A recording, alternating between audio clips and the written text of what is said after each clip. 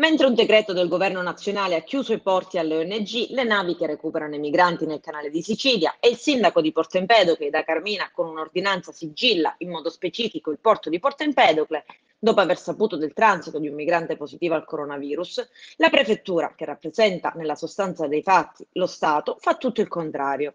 Anche se le ONG non vanno a prendere i migranti, i barchini arrivano autonomamente.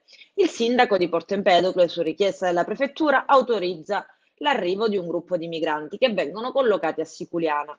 Ma non si tratta di un caso isolato, questo perché lo Stato con la mano destra chiude i porti, con la sinistra dice alla prefettura, accade oggi, di emanare due avvisi esplorativi urgenti.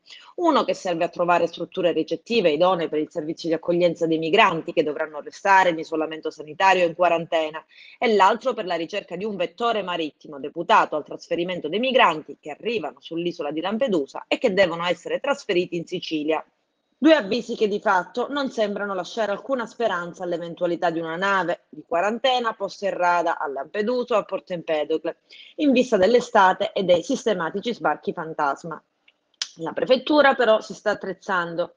Gli operatori economici interessati potranno presentare la propria manifestazione di interesse e l'offerta economica deve essere presentata entro le ore 9 del 24 aprile, hanno scritto dalla prefettura di Agrigento per entrambi gli avvisi esplorativi.